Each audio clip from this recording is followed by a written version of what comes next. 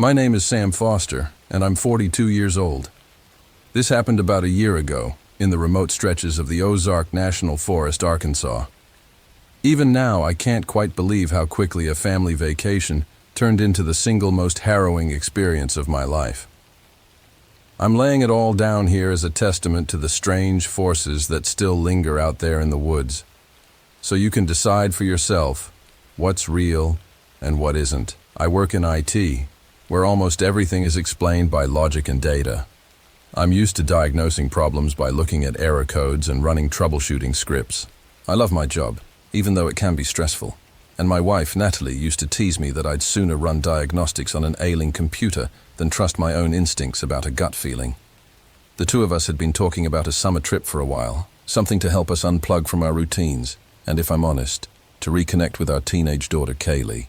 She's 15, and I'll admit that I sometimes feel like we're on different planets.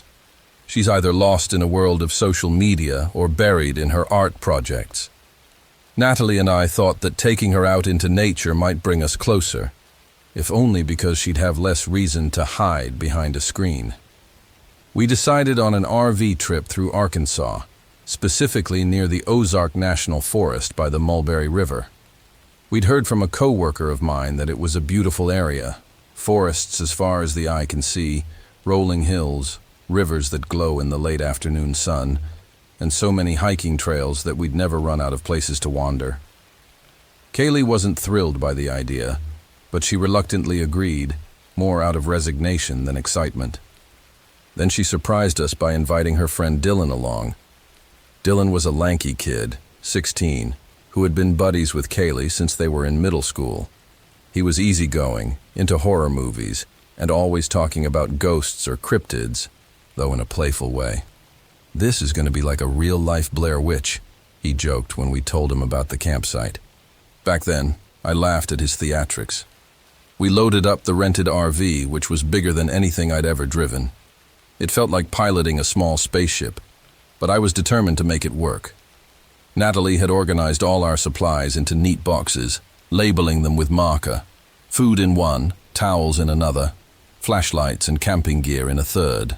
Kaylee contributed by dragging her feet and occasionally rolling her eyes, though I could tell she was interested in the novelty of it all. I caught her snapping pictures on her phone as I checked the tire pressure before we left. Dylan hopped in wearing a t-shirt with some Gothic band logo on it, carrying a backpack stuffed with snacks and a dog-eared book on local legends. The drive out was uneventful. We watched the landscape transition from suburban sprawl to farmland, from farmland to winding country roads. Eventually, tall pines and oaks crowded in on both sides, forming a green corridor that seemed to swallow the sunlight. Cell reception dwindled. The occasional beep from Kaylee's phone signaled that we were still hanging on to civilization by a thread. A sign pointing to the Ozark National Forest welcomed us, and after some time navigating dirt roads, we found a clearing for the RV. It wasn't an official RV park, just a rough area near the Mulberry River that a friend of a friend had recommended. The soil was packed, and the trees formed a near-complete canopy overhead. The air smelled like pine needles and damp earth, an aroma I found oddly calming. Once I turned off the engine, the silence hit me. No cars, no buzzing power lines, just the rustle of leaves in a mild breeze and the faint rush of water from the river a short distance away. Kaylee hopped out with a groan, saying she was stiff from the ride. Dylan scrambled out after her, wide-eyed like a kid on Christmas morning. Natalie and I stretched, taking it all in. Then we began the work of setting up camp, lowering the RV's awning, setting out folding chairs, connecting the small generator we'd brought for backup power. Right away, though, we had trouble. The generator sputtered and died after a few minutes, a puff of black smoke drifting from the exhaust. I was no mechanic, but I'd read the manual and had at least a basic sense of how to maintain a portable generator. I checked the oil, the spark plug, the fuel line, everything. It seemed fine. I got it running again, only for it to cut out with a horrible grinding noise. Dylan offered to help me tinker with it, but even with his YouTube-sourced know-how, we couldn't figure out why it wouldn't keep running.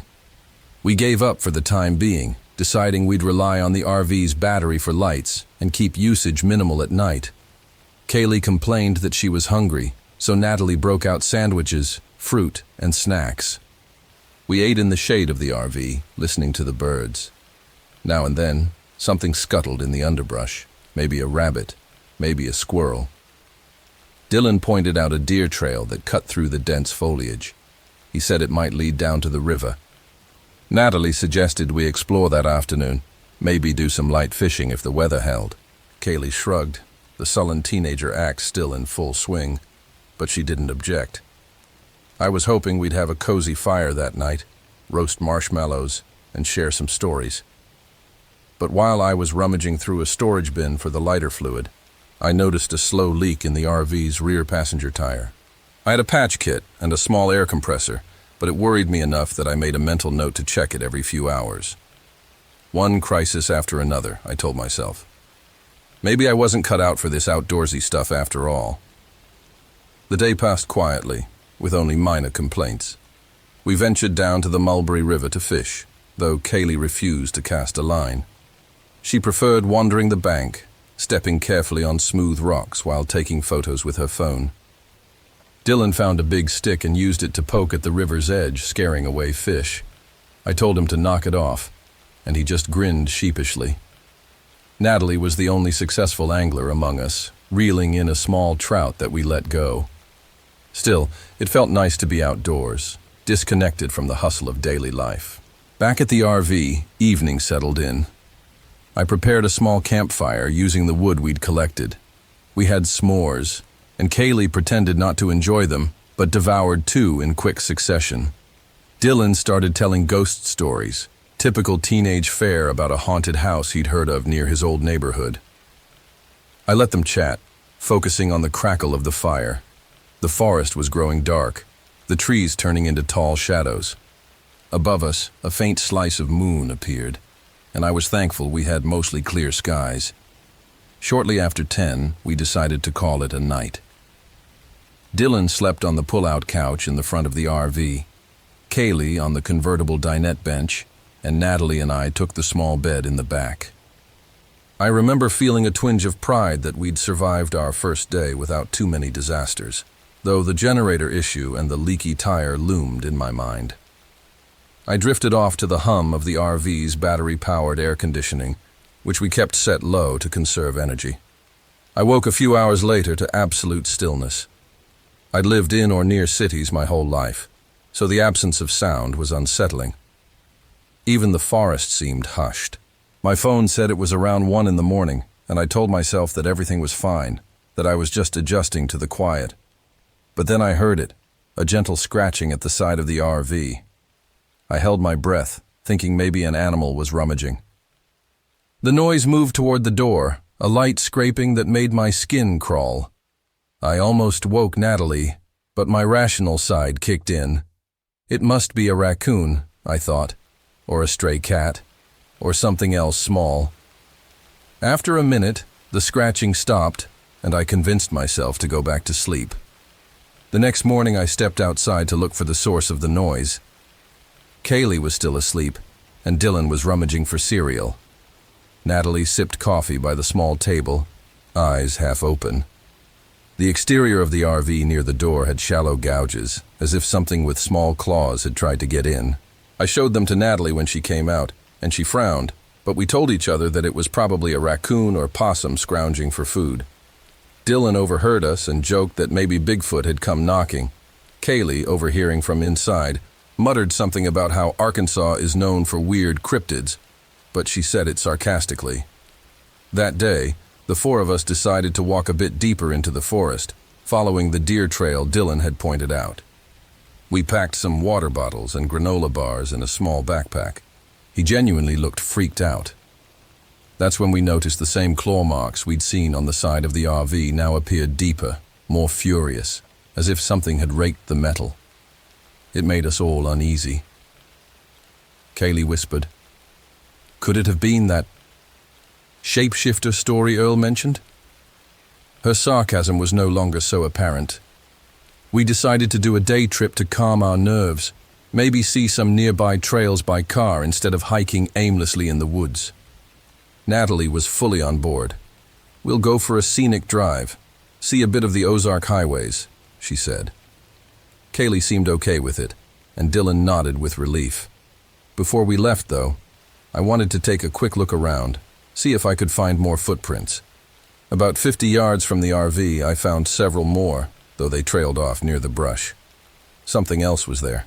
A set of fresh claw marks in the bark of a pine tree, about 3 feet from the ground. I touched them. The bark was chipped, the cuts fresh and deep. It certainly wasn't made by any deer or small forest critter. Something big must have done that. I hurried back to the RV and quietly decided not to spook my family any more than they already were. We piled in and drove west along a back road that eventually led us to a small general store. The place was little more than a wooden shack with a gas pump out front. While I was filling the RV, Natalie and Kaylee went inside to get snacks and bottled water. Dylan wandered among the dusty shelves, probably hoping to find a local lore magazine or something. I struck up a conversation with an older woman behind the register, told her where we were camping. Her eyes widened. People don't usually go out that far. Heard a lot of strange stories about those hollows, she said, glancing nervously at the windows. I forced a smile, said we were just passing through, and she gave a curt nod as if to say, "Good luck." Despite the eerie undertones, we tried to turn the day into a pleasant diversion, driving scenic roads, stopping occasionally to snap photos of the vistas. Kaylee actually seemed to warm up a bit, pointing out interesting rock formations. Dylan found a local guide pamphlet that mentioned a few easy hiking trails, but none were near our campsite. I was half tempted to drive home that evening, to give up on the entire affair. But something in me resisted the idea of quitting. I also suspected Kaylee and Dylan would never let me live down that I'd fled at the first sign of trouble. We returned to our campsite around 6 in the evening. The wind had picked up, stirring the tops of the pines. Natalie was quiet, and Kaylee's earlier cheer had evaporated. Even Dylan, normally talkative, just stared at the tree line as we parked the RV. We had a quick meal, mostly sandwiches and chips, since we didn't feel like cooking. The atmosphere was tense, each of us preoccupied by the footprints and claw marks we'd seen. I could tell we all dreaded nightfall. Nevertheless, the day crept into darkness. The wind died down, leaving the forest unnaturally calm. We turned on a single lantern inside the RV, trying to conserve battery. Dylan sat in the passenger seat, reading that local guide pamphlet. Kaylee was beside him, scrolling through pictures on her phone of the day's drive. Natalie and I sat on the small bed at the back, considering if we should just drive out tonight. But it was nearly 9, and traveling on these twisting roads in total darkness with a questionable tire felt dangerous. We decided we'd leave first thing in the morning, despite having planned a week-long trip initially. Around midnight, everything changed. I was barely asleep when I heard a loud thump against the RV.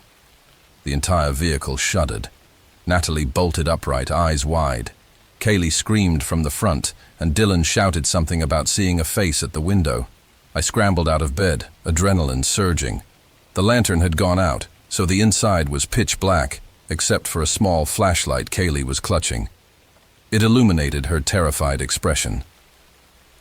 "What was that?" Natalie gasped. I lunged for my own flashlight, flicked it on, then made my way to the nearest window.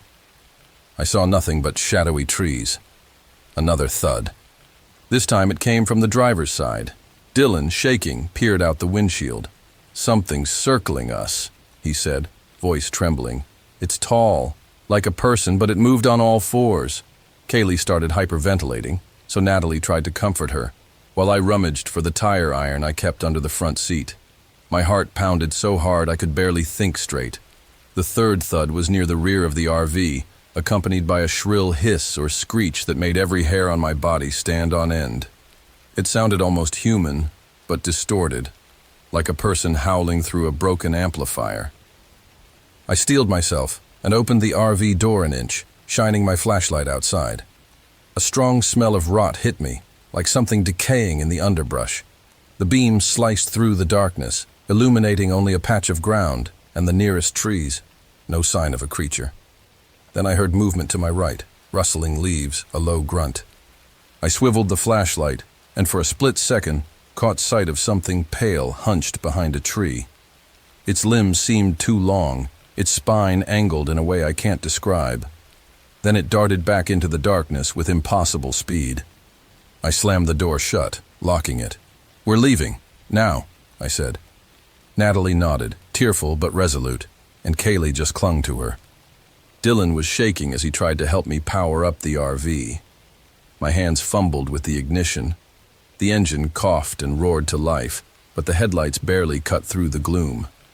I reversed clumsily, nearly hitting a tree, then lurched forward onto the dirt path that served as a makeshift road. We didn't pack a single thing other than what was already in the RV. Branches scraped the sides as I maneuvered around the forest's edge, the undergrowth thick and unwelcoming. The ride was rough, and more than once I feared we'd blow a tire on a rock. Natalie hovered by my shoulder, flashlight in hand, scanning the path ahead. Kaylee sobbed softly, trying to keep it together, while Dylan leaned forward, eyes peeled on the side mirror. "It's following us," he said, in a strained whisper. I glanced in the mirror and caught a glimpse of something darting between the trees. It was close to the RV, loping along with disturbing grace, sometimes upright, sometimes dropping to all fours. I pressed the gas harder. The road was muddy, but adrenaline fueled me. Any slip or miscalculation could send us smashing into a tree or flipping into a ditch, but I couldn't risk slowing down. The creature, if that's what you could call it, gave another shriek. It sounded enraged, or pained, or both. Somehow, we reached a slightly more open path. The creature fell behind, or perhaps it grew cautious as the trees thinned. I kept driving, heart hammering, until we emerged onto a wider gravel road. After another few minutes, we saw a faint sign for the highway. The sense of relief was immense, like crawling out of a nightmare into reality. Yet I had no illusions that we were safe until we put real distance between us and that cursed campsite. It took us over an hour of white-knuckled driving through twisting roads to find a main highway. Natalie used the last shred of cell signal to pull up a GPS route, and I followed it until we saw a gas station's neon sign glowing in the distance. We parked under the harsh lights, the RV engine ticking ominously as it cooled. We sat there, breathing heavily. Kaylee broke down, tears streaming silently down her cheeks. Dylan looked dazed, his face pale as if he'd seen a demon. We were all rattled to our core. I stepped out of the RV and nearly collapsed from the tension. My legs shook so badly that I had to lean on the side of the vehicle. That's when I noticed more scratches along the rear panel, deeper than before. Metal curled outward in places. I ran my finger over them, an icy dread filling my stomach. No animal I knew could do that with such precision. And the footprints by our campsite? They paled in comparison to the horror we just experienced. An older man was inside the gas station, restocking cigarettes behind the counter, and he gave me a curious look when I walked in. Probably saw the wildness in my eyes. I grabbed a bottle of water, paid for it, and barely managed a nod when he asked if everything was all right. I wasn't about to stand there telling him about what we'd seen. Instead, I bolted back to the RV, telling the family we should keep driving until we reached a motel or somewhere with people around. Natalie agreed. Kaylee and Dylan didn't even speak. They just stared out the windows as we pulled away from that station. We finally found a small motel near a larger town about 2 hours from the forest. Checking in was surreal. Standing under the dull fluorescent lights of a cramped lobby, giving the night manager my credit card, while my mind reeled from what had just happened. We stumbled to our room, a musty suite with 2 queen beds. Kaylee and Dylan took one, Natalie and I the other. I think we all dozed off from sheer exhaustion, though nightmares plagued my sleep. Morning light made everything seem more plausible, though no less disturbing. Over a meager continental breakfast, we debated what to do next. Part of me wanted to call the authorities, but what would I say? That a monster had stalked our RV in the woods, leaving footprints and claw marks. They'd likely dismiss me or think I was making it up. Kaylee quietly asked what if that thing was still out there, preying on other campers or unsuspecting hikers. Dylan, for once, had no jokes to offer. Natalie just stared at her coffee cup. We phoned my boss and explained we'd had a family emergency and needed to come home early. I left out the supernatural details. We also called a towing company, wanting to ensure the RV was fully operational before driving another day. A mechanic inspected the tire leak in the generator, shaking his head. He mentioned the generator might have had sabotage-level damage, or maybe we'd just gotten a faulty unit. But neither explanation put my mind at ease. We drove home that same afternoon. The entire ride was tense, each of us staring at the passing trees as if expecting to see that pale figure loping alongside. Thankfully, we saw nothing out of the ordinary. It was just miles of asphalt, farmland, and eventually the comforting suburban sprawl. We dropped Dylan off at his house, and he gave Kaylee a weak grin. Both of them were clearly traumatized. Kaylee asked him to text her, then turned her phone off again, still spooked. I envied him in that moment because at least his parents would be there to comfort him. Natalie and I returned the RV the next day, telling the rental place we had mechanical trouble and cut our trip short. We didn't mention the rest. I doubt they noticed the extensive scratches. Someone else likely handled the cleaning and repairs. When we finally settled back into our home, it felt like waking from a nightmare. Everything was mundane again. The couch, the TV, the leftover pizza in the fridge. Kaylee spent the next few days holed up in her room, painting dark, abstract scenes. Every so often I'd see one with twisted shapes among tall trees, and I'd feel my chest tighten. Natalie refused to talk about it for weeks, but I could tell she was spooked. She'd wake at odd hours, saying she heard scratching at the door, or she'd dream about something pale lurking outside our window. Months passed, and gradually, we fell back into routine. Kaylee went to school, Natalie resumed volunteering at the local library, and I returned to coding and debugging, but the memory never left me.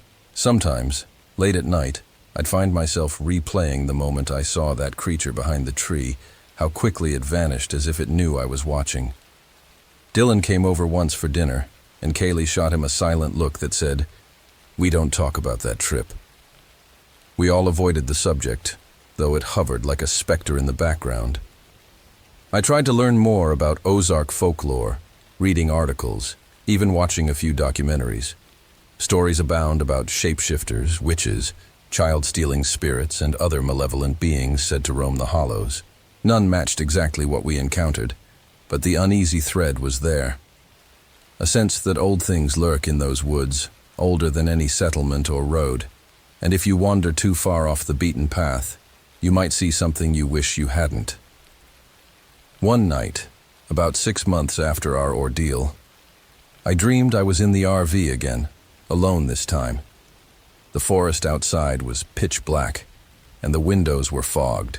I heard the scratching, then that ghastly hiss, and in my dream, the door opened on its own. A figure stepped in, tall, spidery limbs, elongated fingers. Its face was a blur, like a smudge of pale paint, but I felt its eyes boring into me. I woke drenched in sweat, heart hammering. Across the bed, Natalie stirred. I didn't tell her what I'd dreamt. She already had enough nightmares of her own. As I write these words, I can't help thinking of Earl, the old man we met by the river, and the general store clerk who reacted so gravely to our camping location. How many times have they heard similar tales? Stories of campers or hikers who see things that defy explanation. It's easy to dismiss as urban legend, but I can't. I saw it. I heard it. And in that moment, I felt a presence that was colder and more primal than anything I've ever known. Was it a witch, a skinwalker, a demon, some cryptid? I couldn't say. All I know is that it was real, and it meant us harm. Sometimes I wonder if we would have ended up like those stories of missing people in the national forest if we hadn't had the RV, or if I'd fumbled the key in my panic. The sense of near miss lingers, fueling an unshakable gratitude that we got out of there. But I also carry a lasting fear. Maybe we only escaped because it let us go. Maybe there was something about us, our family bond, our prayers, the taste of our terror, that wasn't enough to hold its interest. That idea makes my skin crawl. I've struggled with whether to share this publicly. People might think I'm crazy, or lying, or just telling a campfire story for kicks. But if there's even a chance that someone else might read this and take caution, then it's worth my reputation. If you ever find yourself in the more remote corners of Arkansas, or any thick forest for that matter, heed the warnings. Don't assume local legends are just tall tales. Don't ignore the scratches on your door in the dead of night. Don't follow strange lights in the trees. And if you see footprints that don't belong to any animal you recognize, pack up and leave. We left that patch of forest behind us, but I can't help feeling that some part of it, some dark intelligence, followed us home. I see it in the corners of my wife's eyes when the phone rings unexpectedly after midnight. I see it in Kaylee's artwork, where spindly white shapes hide among black trees. I feel it when a branch scrapes our window during a storm, and my heart skips a beat as I recall that same scraping sound outside the RV. There's a piece of me that never truly left those silent pines, and maybe never will. That's my story. My name is Sam Foster. I'm 42 years old, and I have no reason to embellish or fabricate any of this. If you met me, you'd see I'm just an ordinary man with a job, a wife, a teenage daughter, and a mortgage. But now I carry the weight of a memory I wish I didn't have. A memory of pale limbs slithering through the dark, and an unnatural shriek echoing across a lonely campsite. Nightmares are one thing. You can wake up from those. But some nightmares come alive in the real world, and once you've encountered them, you can't simply turn the page and pretend it was all in your head. Even so, I try my best. I go to work, fix bugs in code, come home to dinner with my family. We crack jokes, watch shows, try not to bring up our last vacation. Sometimes Kaylee hints that Dylan still has occasional night terrors about it. Natalie catches me reading yet another article about unexplained sightings in Arkansas. We never talk openly, but the memory unites us in a shared silence that we tiptoe around. Maybe one day Kaylee will ask me outright what I think it was. Maybe I'll tell her my honest opinion, that I don't know. Science, logic, and my personal experience all fail me here. I just know it wanted us gone, or worse. If you doubt me, I understand. A year ago, I'd have been the same way. Skeptical, dismissive, sure that everything must have a rational explanation. But I've learned that there are more things in the deep woods than we care to admit. Some walk on 2 legs, some on 4, and some cross that line in ways our minds can barely comprehend. I hope you never experience them firsthand, because if you do, you'll carry that fear forever, just like I do. And in those moments when the world grows quiet and the moon is a faint sliver, you'll remember the hush of the pines and the fleeting glimpse of something pale slipping out of sight, and you'll wonder how close it came to dragging you away. I'm 42 years old, I keep telling myself. I have a daughter who needs me, a wife who relies on me, a stable life. I'm supposed to be the protector, the realist, the one who doesn't give in to silly ghost stories. But in those Arkansas woods, I learned that reality can twist in ways we're not ready to face. My only advice to anyone who reads this is, heed the warnings, trust your instincts, turn back if your gut says something's off. Because once you've seen that pale form and heard its shriek in the night, you understand how thin the veil between normalcy and terror really is. This is my story, exactly as it happened, out in the remote stretches of the Ozark National Forest, Arkansas. I've left out nothing, added no extra flair. It's taken me a year to find the courage to write it down. And if there's one thing I still can't forget, it's the sound that creature made as we sped away in the RV. A shriek that wasn't quite human, but carried the sorrow of something old and hateful. Sometimes I hear it in the silence of my room, echoing in my thoughts. Maybe it's my mind playing tricks on me, or maybe it's more than that. Either way, I know I'll never be the same. If you ever find yourself out there under those hollow pines, remember my story and tread lightly. The forest has eyes you might not see, but they see you, and sometimes they come scratching at your door in the dark.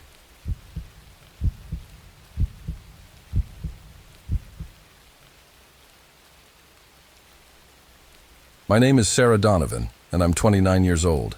This happened just a few weeks ago at Lake Ouachita in Arkansas, and even now, I'm still not entirely sure what I saw, or what nearly saw me. I've spent the better part of a year traveling around in my battered old RV, documenting scenic spots for my modest photography blog.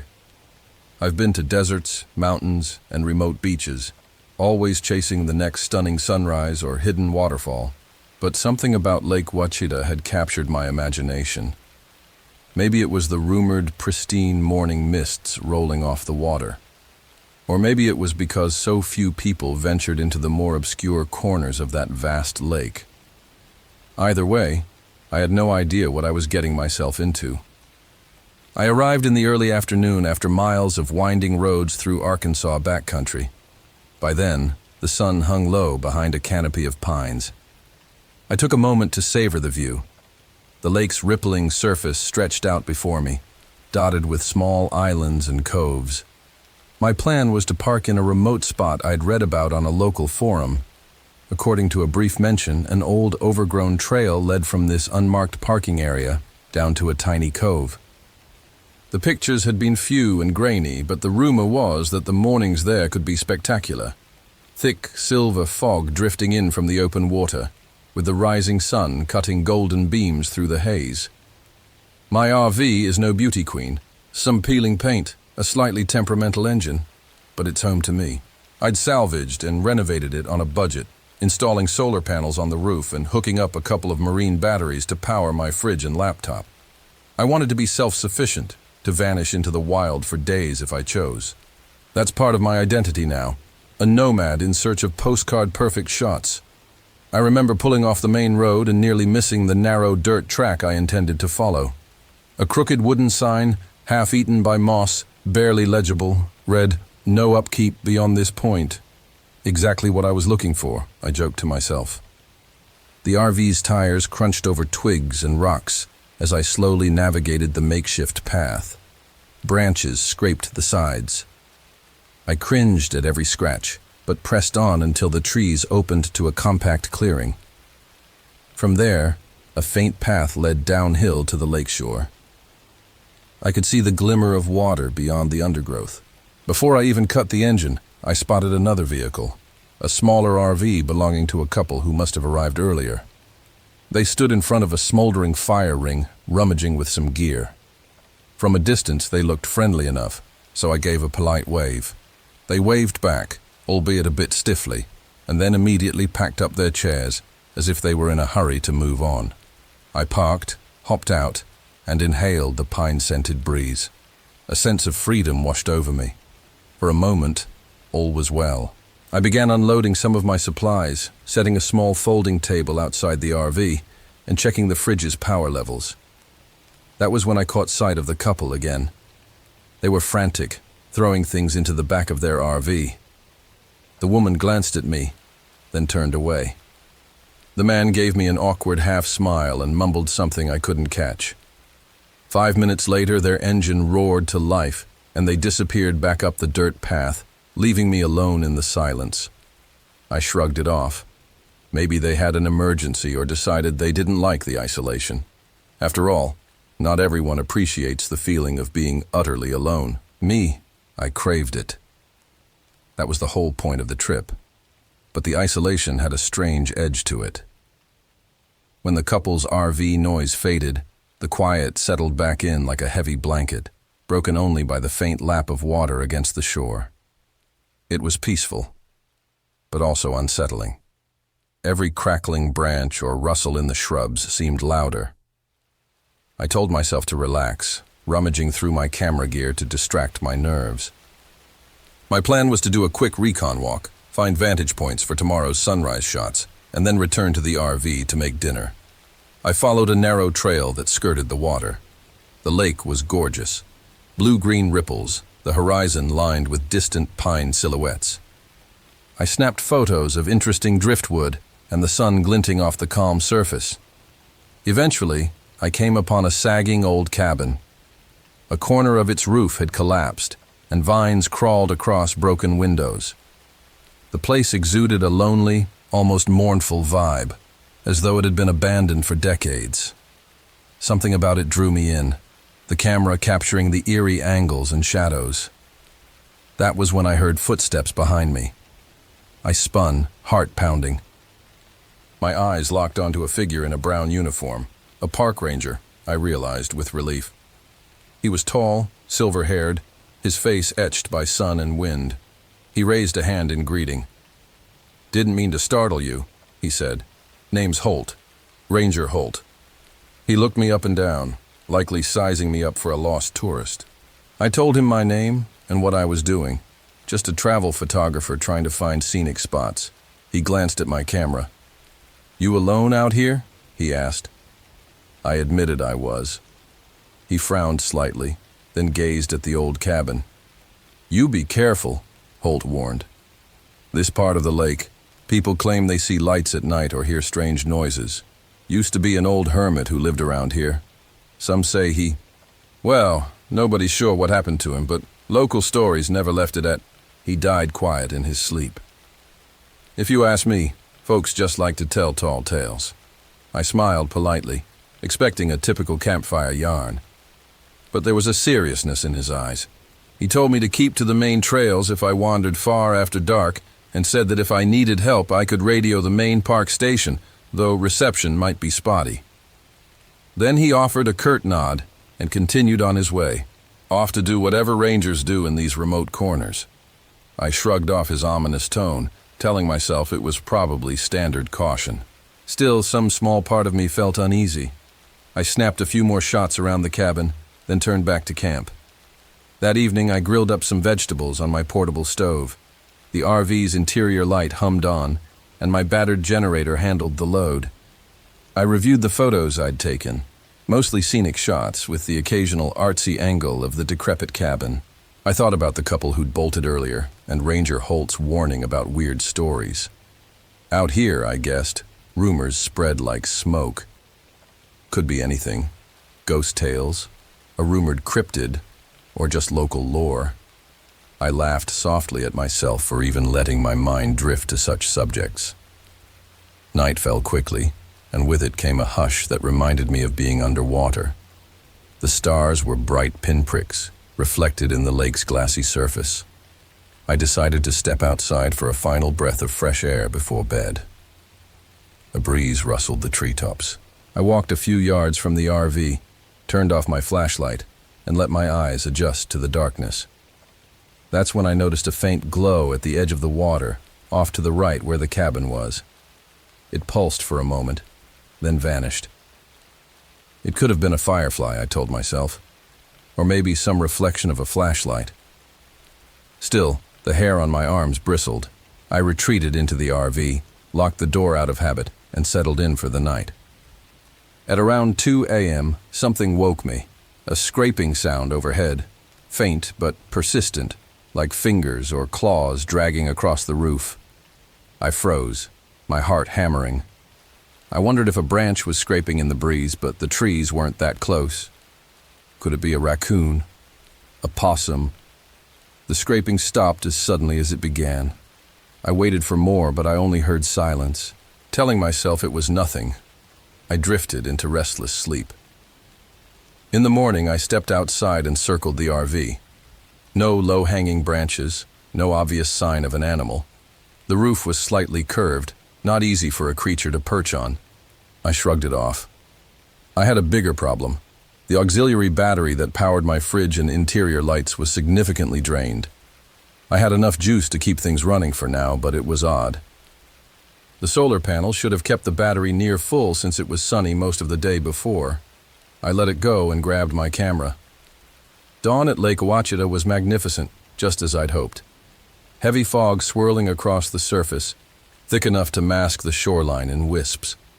The sky was awash in pink and orange. I clicked away, thrilled to capture the dramatic interplay of color and mist. My worries melted in the face of that natural splendor. This was exactly why I traveled. Later, I decided to see more of the lake. so I pulled out my inflatable kayak from the RV's storage compartment. It was a spontaneous idea. The water was calm, and the cove looked inviting. Within 20 minutes, I was drifting along the shoreline, camera in a waterproof bag at my feet. The air was so silent that my paddle strokes sounded thunderous. I approached another inlet dotted by rotting tree stumps, half submerged in the lake. Something about them looked photogenic in a macabre way. I snapped a few pictures. As I reviewed them, I noticed a strange blur in one shot, a dark shape near the tree line. It could have been a deer or a trick of the lens. Still, it made me scan the shoreline carefully. Nothing moved. The day wore on uneventfully, and I returned to the RV around mid-afternoon. That's when my camera began acting up. Images refused to save, and the battery icon flickered, even though I'd just charged it the night before. I cursed softly. One or two corrupt files I could handle, but losing entire shots to random errors was maddening. I powered it off, removed the battery, replaced it, and it seemed to work again. I chalked it up to a fluke. But in the back of my mind, a pattern was forming. My RV's battery draining, weird scraping sounds, camera glitches. The rational side of me insisted it was all coincidence.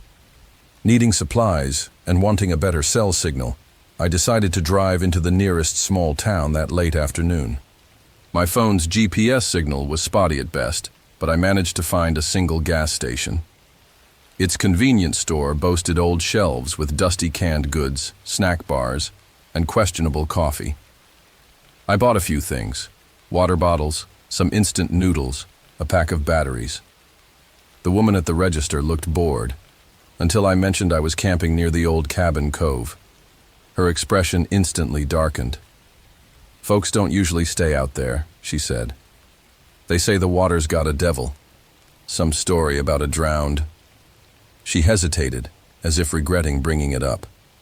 "Cults or something. My granddaddy used to scare us with that nonsense, but you couldn't pay me to stay there." I tried to pry more details from her, but she got flustered and changed the subject. I left feeling strangely unsettled.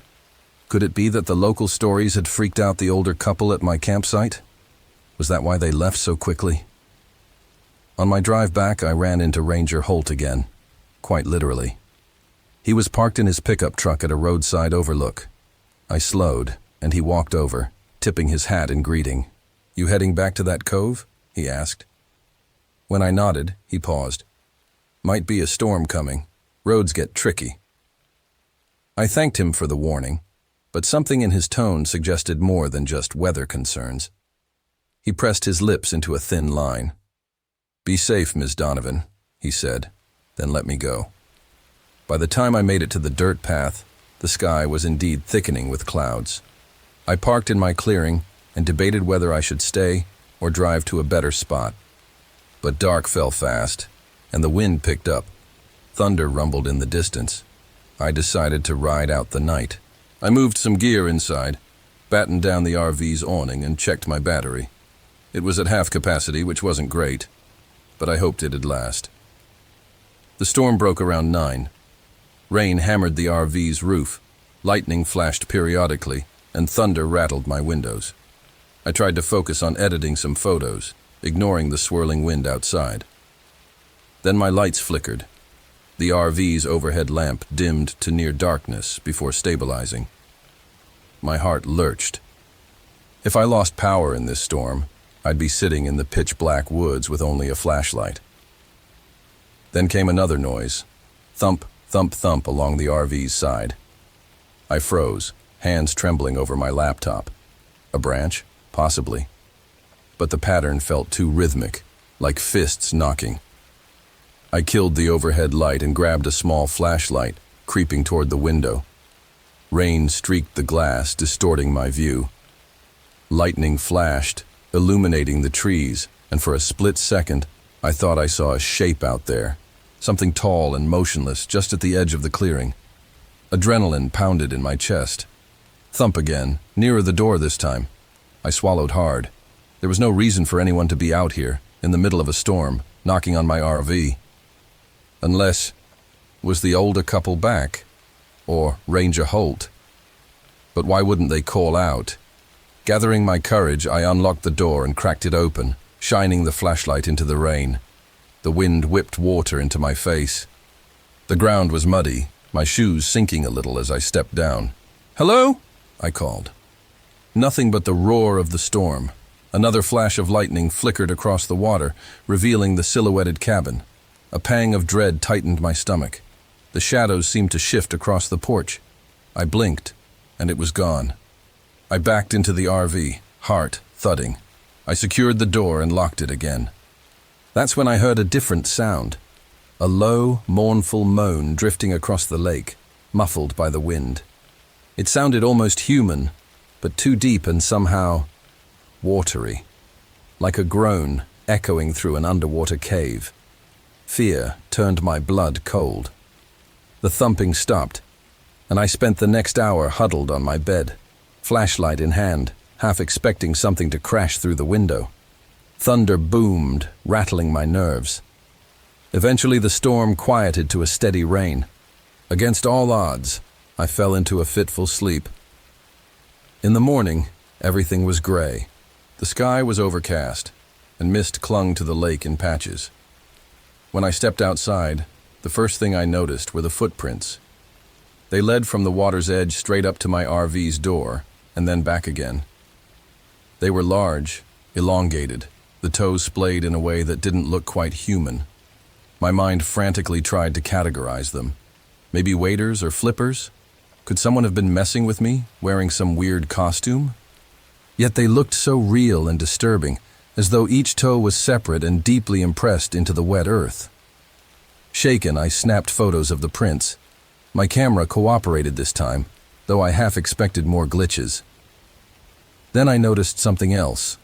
Small scratch marks along the RV's side, near where I'd heard the knocking. They were arranged in 3 or 4 parallel lines, shallow but unmistakable. It was all I could do not to bolt right then. But my curiosity warred with my fear. After all, I still had the promise of capturing more photos of this isolated lake, and I was, in theory, safe inside my RV. If this was just a local prankster, I told myself, I could handle it. But something in my gut told me it was far from a prank. The weather report on my phone indicated more storms were likely. The dirt road would soon be a muddy nightmare. If I didn't leave now, I might get stuck. Should I stay? The photographer in me felt compelled to document whatever was out there, some unstoppable drive for a once-in-a-lifetime shot. Foolish, maybe, but that's how I rationalized it. I returned to the cabin. The air was unnervingly still, with no birds singing. I tried the rotted front door, and it pushed open on squeaking hinges. Inside were scattered debris, collapsed furniture, leaves, moldy rags. A musty stench filled the air. There were also faint symbols carved into the walls, shapes I couldn't decipher, spirals, crosses, half circles. I raised my camera, snapping photos. Outside, thunder grumbled again. The storm was returning. Then I saw something that made my skin crawl. A partially submerged trapdoor in one corner. Water seeped up around it, as if the ground under the cabin was saturated or connected to the lake. A slimy odor emanated from it. Suddenly, a noise behind me. Footsteps. I spun, heart in my throat. Nothing. Then the footsteps came again, but from across the room, an impossible shift in direction. My pulse thundered in my ears. In the gloom, I couldn't see the corners well, but I felt watched. The hair on my neck stood up. I backed out quickly, nearly tripping on broken floorboards. Outside, a gust of wind hissed through the trees. I returned to my campsite, half jogging, determined to get the RV started and leave. Enough was enough. As I reached the clearing, I realized with horror that the front passenger side tire was deep in a rut, likely from the previous night's storm. Mud caked the wheels, and the entire area was a mess of puddles. I climbed into the driver's seat, started the engine, and tried to move. The wheels spun. The RV barely budged. I cursed under my breath, rocking it back and forth. No success. It was stuck. Rain began to fall in earnest. I weighed my options, wait for help, but who would come out here? Or try to free the RV with planks or traction mats I had in the back. Maybe I could do it. Gathering my nerve, I hopped out into the pouring rain, rummaged for anything that could give the tires grip. I spent the next 20 minutes wedging planks under the wheel, covered in mud and sweat. Thunder boomed. My heart rate never dipped below panic mode. After a grueling effort, the RV lurched forward, enough to free itself from the rut. Relief shot through me, but then, from the corner of my eye, I caught movement at the water's edge, a silhouette standing knee-deep in the lake. It was tall, too tall for an ordinary human. The mist shrouded its features, but I saw long arms, a strange tilt to its head. It stood there, motionless, as if watching me. My stomach tightened. I flung myself back into the driver's seat, slammed the door, and gunned the engine. The RV jolted onto the muddy path, nearly fishtailing into a pine. I managed to wrestle it straight, my entire body trembling. As I drove through the ever-thickening muck, rain hammered the windshield. My wipers struggled to keep up. Each time lightning flashed, I glanced into the mirror, half convinced I'd see that thing loping behind me. One wrong move, and I'd slide off the path. My knuckles turned white on the steering wheel. Gradually, I put distance between myself and the lake, the trees thinning. The outline of the main road came into view, and with it a wave of relief so strong I nearly cried. Finally, I hit the pavement. Exhaustion washed over me. I drove until I found a small rest stop with a covered area for picnics. The storm still raged, but at least I was on solid ground. I parked, cut the engine, and just sat there, trembling. I was safe for the moment, but the memory of that silhouette lingered. Lightning flashed overhead, and I realized I'd instinctively pulled out my camera during the chaos. Had I taken any photos of it? My mind was a blur. Once the rain let up a bit, I checked my camera's memory card.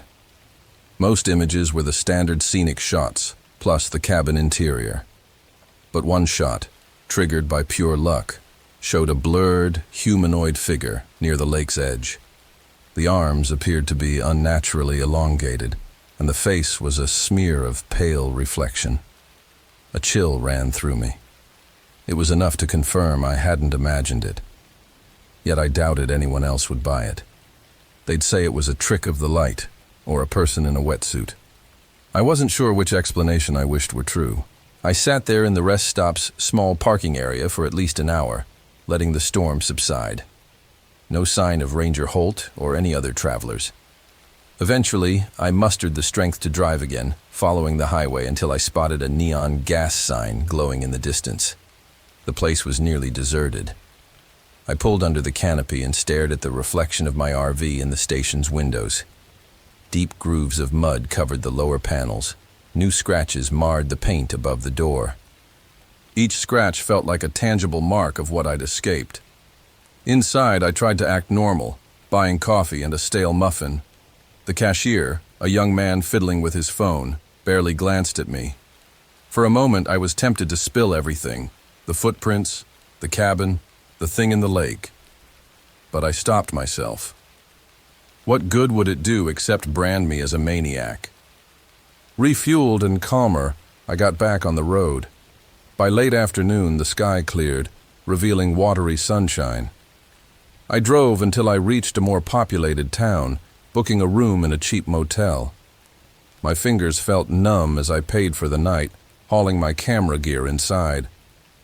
The room smelled of disinfectant, but the bed was clean, and the locks on the door were sturdy. I showered, changed clothes, and collapsed onto the mattress. Sleep came reluctantly, filled with nightmares of waterlogged cabins and scraping sounds overhead. The next day I began the process of unraveling my terror. First I backed up all my photos and triple-checked the one with the blurred figure. It was real. I could see the faint outline of that unearthly shape. I searched online for legends of Lake Ouachita, reading about rumored cults in the 1920s, unsolved disappearances, and local talk of a lake haunt or water devil. The articles were vague, mixing half-truths with folklore. Some spoke of a recluse who worshipped something beneath the lake's surface. Others about a spirit that rose on stormy nights to claim lost souls. I found no definitive answer, only 1,000 threads weaving the same ominous tapestry. Something was out there, and it was old, dangerous, and not entirely human. The next week was a blur of phone calls and travel. I told my parents I left the area early due to bad weather, not wanting to share the rest. I posted a handful of scenic shots on my blog. Beautiful sunrises over Lake Owashita, the occasional cabin exterior photo. I did not post the footprints, the scratches, or that single terrifying image of the silhouetted figure. I couldn't bring myself to invite the world's scrutiny or mockery. Maybe I was also afraid that attracting attention to it would somehow draw it back into my life. I often think about Ranger Holt, wondering if he knew more than he let on. I imagine he's heard similar stories, or maybe he's witnessed something himself. The older couple who fled so abruptly, did they catch a glimpse of it before me? Were they lucky enough to leave before it got too close? My mind spins theories late at night. All I know is that I'm never returning to that stretch of Lake Ouachita. The memory of those footprints, the scraping on the roof, and that shape in the water is enough to keep me away for good. Even as a travel photographer who thrives on capturing hidden corners, I've learned there are some places best left unexplored. I still roam around in my RV, chasing scenic wonders across the country. But each time I park somewhere remote, the old fear creeps up. The hush of night, the flicker of light on the water, a soft thump against the side of the vehicle. My heart starts to pound, and I find myself double-checking the locks. I'm still a seeker of beauty, but I'm no longer naive about the shadows that can lurk just outside the glow of a campfire. I've come to believe there are places in this world that hold memories older than any person alive, energies that warp reality in ways we can't quite name. Lake Ouachita might be one of them. Some would call it superstition, but for me, it's experience. I saw something I can't explain, and it saw me. Whether it was once a human spirit drawn to madness, or an ancient entity that feeds on fear, I don't know. I only know I'll never forget that final glimpse of it standing in the lake's shallows, watching me flee. People ask me why I travel alone. They say it's dangerous, especially for a woman. They worry about accidents, breakdowns, or wild animals. But never in my life did I expect a threat like that. Even now, retelling this story gives me chills. I've left out no detail, nor have I embellished. This is what happened. The footprints, the draining batteries, the freak storms, the unexplainable presence looming at the lake's edge. It all happened, and I can't erase it. I suppose I could bury the memory, pretend it was just a bad dream. But the photo is there, and so are the scratches on my RV. Scars of a moment when I came too close to something I should never have crossed paths with. So I keep traveling, keep clicking my shutter, always aware that the lens might capture more than I bargained for. If you ever find yourself at Lake Ouachita, near that old cabin cove, you might feel the same hush, see the same glow in the distance. If you do, I suggest turning around and heading back. Some wonders aren't meant for postcards. They belong in the darkness, whispering secrets we're safer not knowing. So this is my warning and my confession. My name is Sarah Donovan. I'm 29 years old, and I saw something at Lake Ouachita that still haunts me. If ever you wander off the map in search of solitude, be careful what you look for, because sometimes you'll find it looking right back.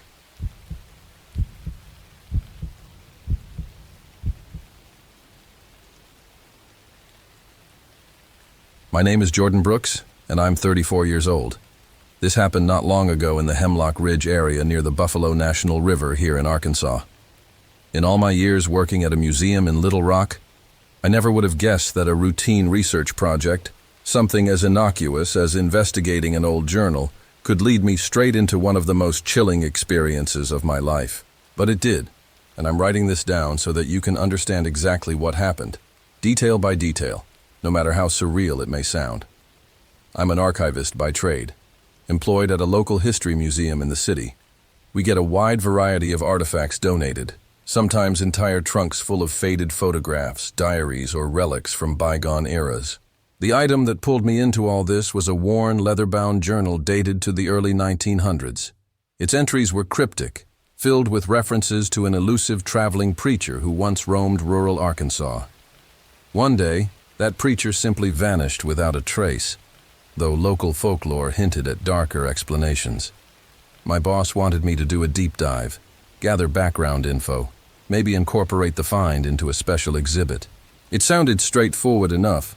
Check records, talk to locals, see if we could tie the journal's contents to real places or names. After weeks slogging through dusty city archives with no luck, I decided to take a break from the daily grind and do on-site research. I'd read that Hemlock Ridge, near the Buffalo National River, was once home to a small chapel, rumored to be tied to old-time fire and brimstone pastors.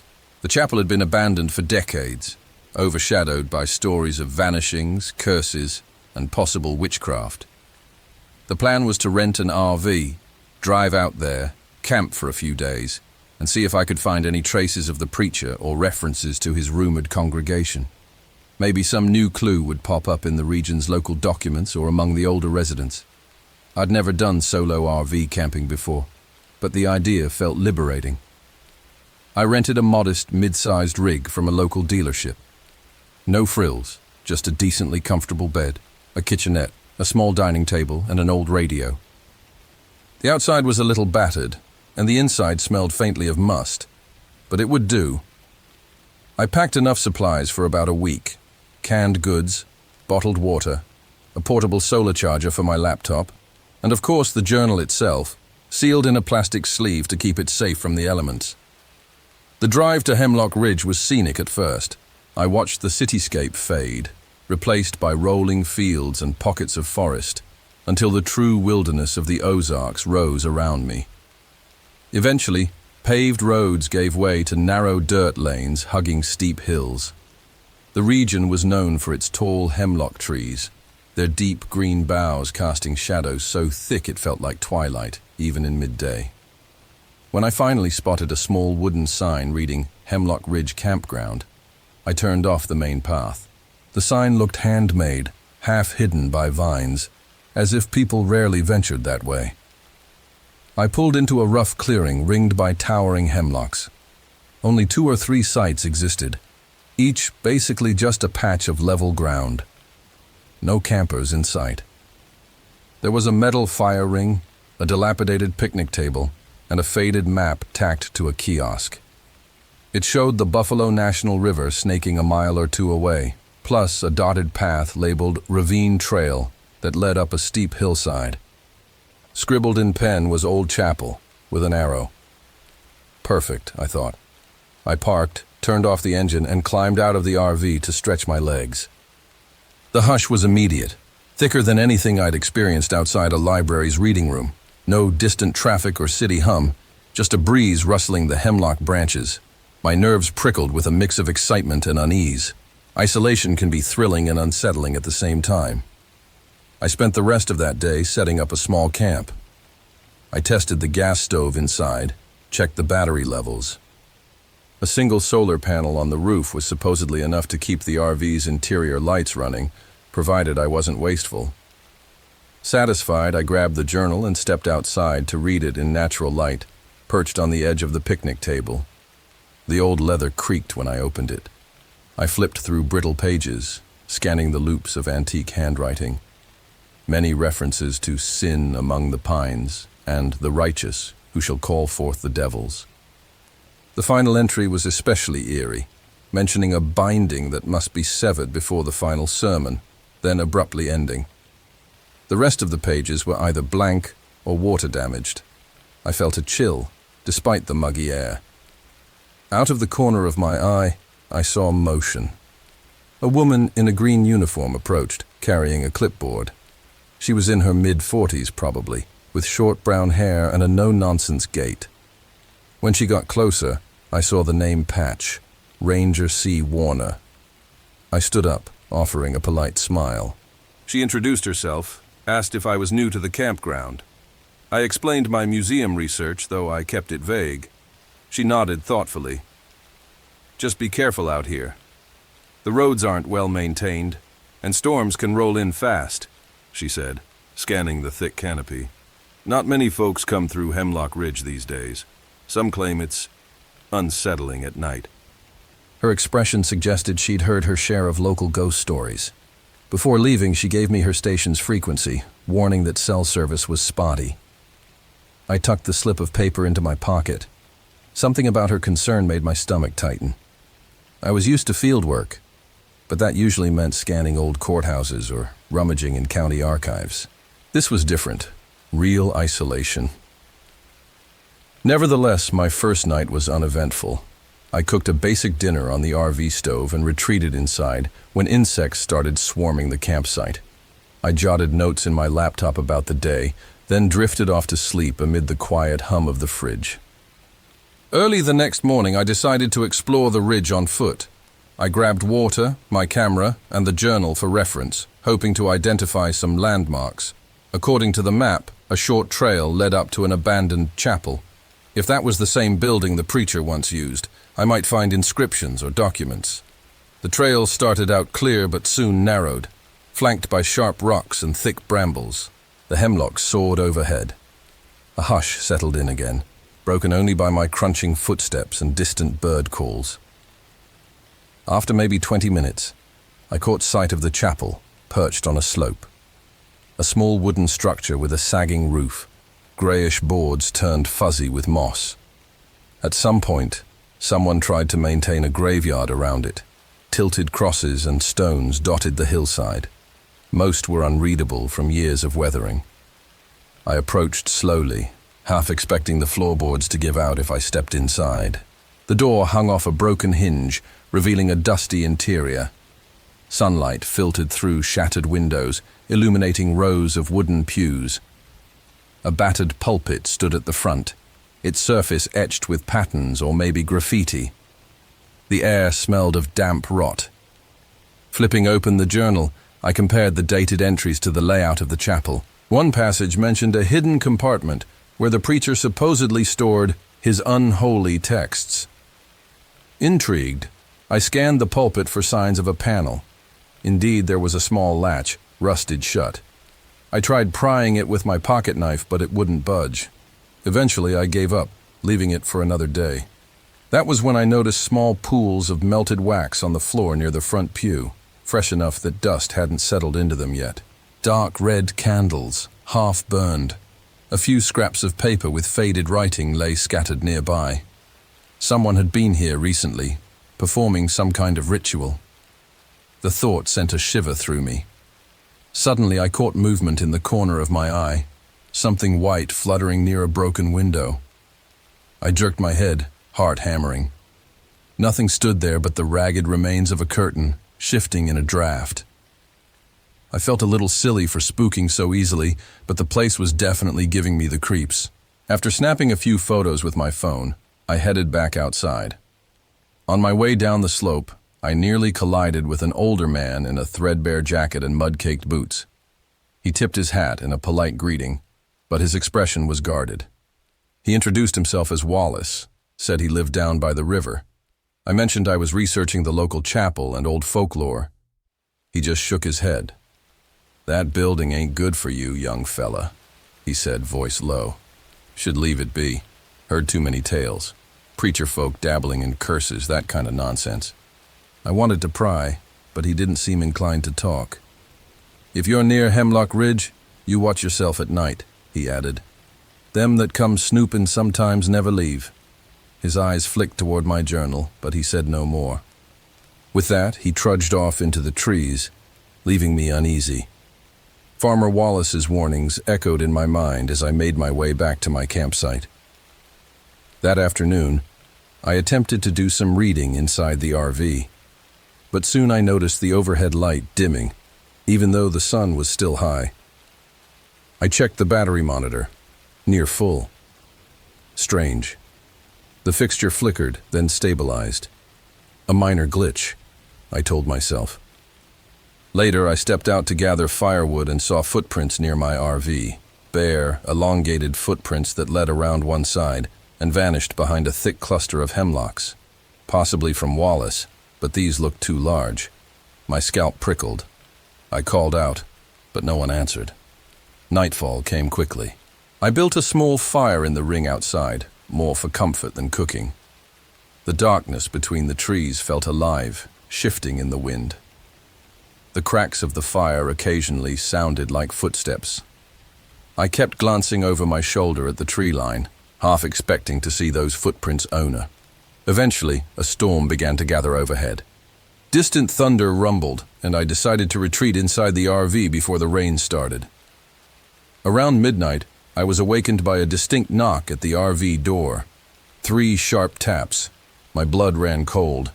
I scrambled to turn on the overhead light, which flickered ominously. Grabbing my flashlight, I crept to the door and peeked out the small window. Rain pelted the glass. The clearing was empty, illuminated only by sporadic lightning. No sign of any intruder. Still, I could have sworn I heard breathing or rustling. Another knock, this time lighter, as if someone barely grazed the metal. Heart pounding, I flung open the door, shining my beam into the night. Nothing. Just the swirl of storm-blown leaves. Swallowing my fear, I slammed the door and locked it. Sleep was impossible. I sat up in bed, the journal in my lap. My mind replayed Wallace's warning and the mention of curses. The wind and rain lashed at the RV and thunder rattled the windows. On a whim, I decided to re-examine the final entries in the journal. My eyes skimmed references to ritual candles, sacrificed red wax, and the vow to return. The date matched that of the preacher's disappearance, 1906 if I recalled correctly. Lightning flashed, and I glimpsed my reflection in the dark RV window, wide-eyed, hair disheveled. By morning, the storm had reduced to a drizzle. A quick check outside revealed new footprints in the mud leading away from my RV and down toward a narrow trail that I hadn't noticed before. These prints looked the same as before. Long, bare toes, angled strangely. Fear gnawed at me. Who or what was wandering around in the middle of a storm, barefoot, near my campsite? I thought about leaving right then, but the roads would be treacherous. Mud caked everything, and my tires would likely get stuck. Also, I was stubborn. Part of me refused to let an unexplained phenomenon chase me away from a job undone. I decided to gather more info during daylight. So I forced down a small breakfast, pocketed the journal, and set off to see if I could find that hidden compartment in the chapel again. Maybe I'd discover something that would solve this puzzle. As I climbed the slope, the drizzle tapered off. The air felt heavier somehow, like an electric charge lingered even after the storm. When I reached the chapel, I saw fresh footprints in the mud around the structure. I clenched my fists, scanning the tree line. No sign of Wallace or anyone else. Then, from inside the chapel, I thought I heard rustling. Had a stray animal taken shelter? Stepping carefully, I entered through the broken door. Dust motes swirled in slanted light. I made my way to the pulpit and forced the rusted latch with the pry of my pocket knife. After some wrestling, the small compartment popped open, revealing a single folded sheet of paper. It was covered in spidery handwriting, similar to the journals. I gently lifted it out, scanning the words. In the final sermon, he shall call forth the watchers of darkness. If none break the binding, the preacher's spirit will roam forever, claiming those who trespass upon this cursed ground. My heart thudded. This lined up too well with the journal's cryptic warnings. As I read, the interior of the chapel seemed to darken. I smelled candle wax and something sharp, metallic, like dried blood. Then came a scraping noise from the rafters above. Head snapping upward, I pointed my flashlight.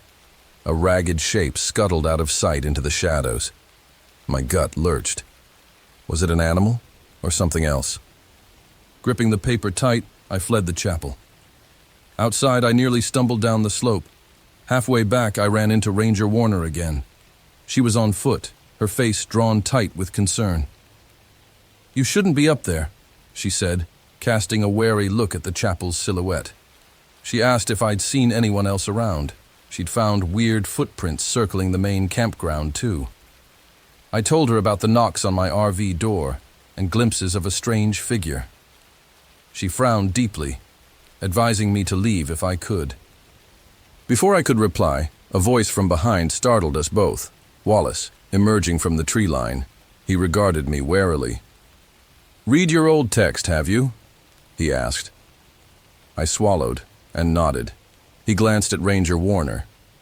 "He's meddling with the preacher's curse," he said. Then, focusing on me, he added, "That chapel's no place for the living after dark. You want my advice? Get in your rig and drive. Don't look back." He turned to leave, but I followed him a few steps, voice shaking, demanding an explanation. He muttered something about a traveling preacher who came here generations ago, ranting about sin and the apocalypse. According to local legend, the man performed a ritual at the chapel that backfired, dooming him to roam these woods forever. Some said, if you possessed the preacher's writings, like the journal I had, you risked stirring his restless spirit. The elongated footprints were rumored to be the preacher's inhuman tracks. Ranger Warner tried to maintain her composure, but I saw wariness in her eyes. She escorted me back to the campground, repeating that if the roads allowed, I should leave. I promised I would, though part of me remained compelled to see this through. Maybe if I completed some counter-ritual from the preacher's notes, I could find a resolution. That might be the only way to quell whatever presence was haunting these woods. Back at my RV, I tried to start the engine. It rumbled, coughed, and died. I gave it more gas, but the wheels spun in slick mud. My rig was stuck. Another storm front was rolling in. Thunder echoed above the ridge. Panic fluttered in my chest. Even if I radioed for help, no one would come until morning. Ranger Warner had her own route to patrol and might not circle back for hours, if at all. I felt trapped. Rain began to pelt the RV again. Lightning slashed the sky. I checked the battery monitor. Strangely, it was draining fast, as if something was siphoning power. Frustrated, I flicked on the radio, but static greeted me.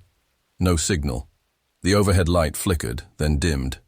Outside, night was falling, shadows stretching toward the RV like hungry claws. The next few hours were agony. The rain hammered the roof, and the wind howled. Occasionally, thunder lit up the campsite, revealing fleeting shapes among the hemlocks. Each time, my heart pounded anew.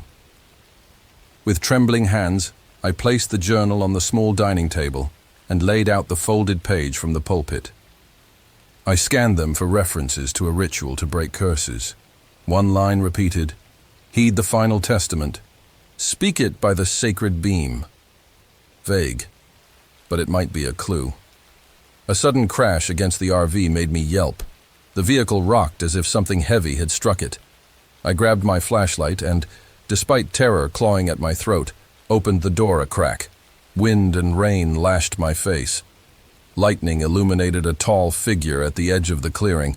I saw what looked like a lantern in one hand, its flame guttering in the storm. It lifted its free hand toward me, pale, elongated fingers. I slammed the door shut, heart thundering. That had to be the entity. The preacher's twisted spirit or whatever was left of him. No more running, I decided. I had to end this. Clutching the journal, the single sheet, and my flashlight, I dashed out into the rain. Mud soaked my boots as I skidded toward the hillside trail. Each flash of lightning revealed glimpses of the figure pacing slowly in the trees. The distance felt endless, but finally, I reached the chapel, nearly throwing myself inside to escape the wind. Lightning lit the interior through the broken windows. Rain dripped from the decaying roof. My breath came in ragged gasps. I hurried to the front, near the pulpit, remembering that cryptic line, "Speak it by the sacred beam." I guessed it meant the place where the preacher once delivered his sermons. I unfolded the page. The text spoke of a counterbinding, partially in archaic biblical language.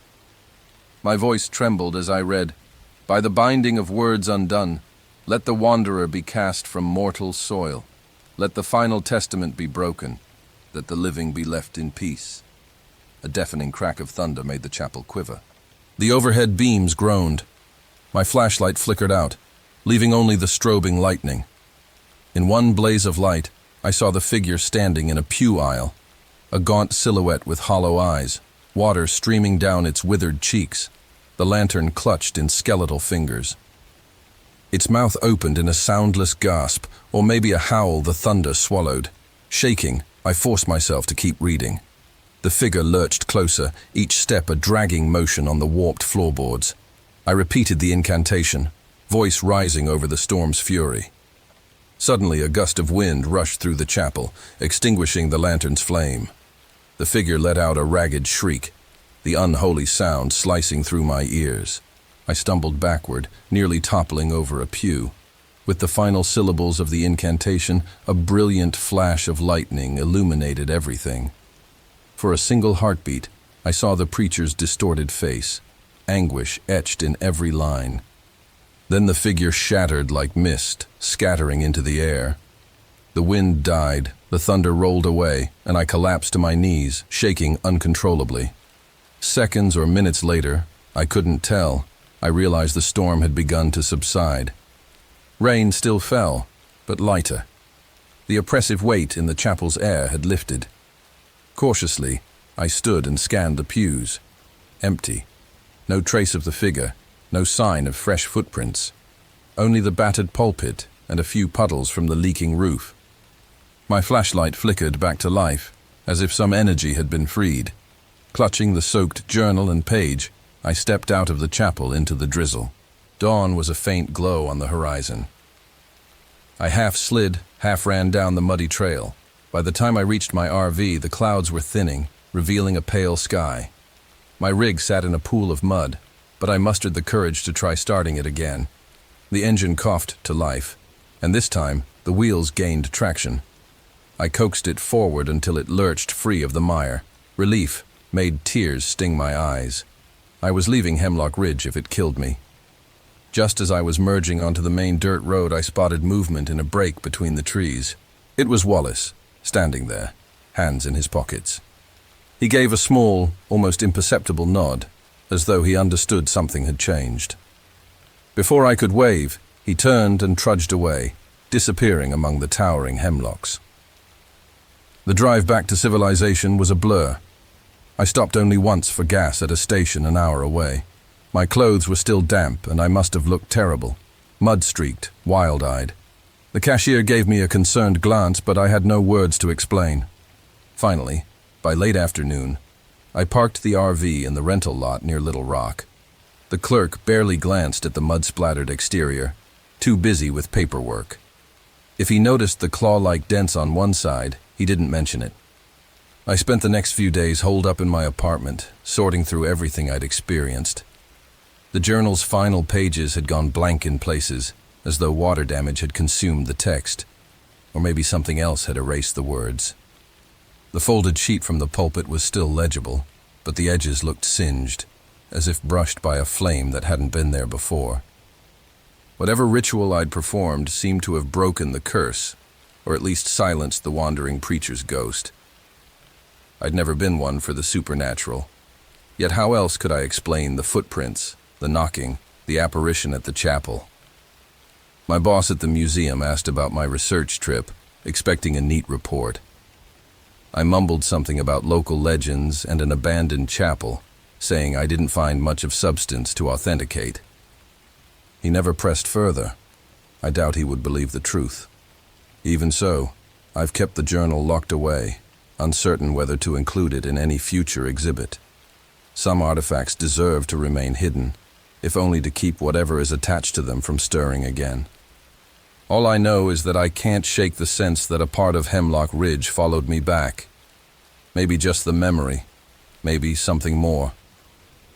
At night, I still hear phantom knocks in my dreams, and I jolt awake, heart pounding. Sometimes I imagine that gaunt silhouette flickering at the edge of my vision, but each time I whisper those final lines from the page, reminding myself it's over. I haven't returned to that cursed chapel, and I don't plan to. I've done enough searching in old places with dark histories to realize that some secrets beg to remain undisturbed. If you ever happen upon Hemlock Ridge near the Buffalo National River, If you see those towering hemlocks swaying in an unnatural hush, or notice footprints that defy explanation, heed my warning. Turn back. Because once you've stepped into the territory of old curses, it's all too easy to become part of their story. And stories like that don't often have a happy ending. My name is Jordan Brooks, 34 years old, and for now, I remain grateful to have escaped Hemlock Ridge Atoll. Whether the preacher's spirit is truly gone or only biding its time, I can't say. But I do know one thing. Not every piece of history needs to be unearthed. Not every artifact belongs in a museum, and not every old chapel is a place for the living, especially once night falls among the silent hemlocks.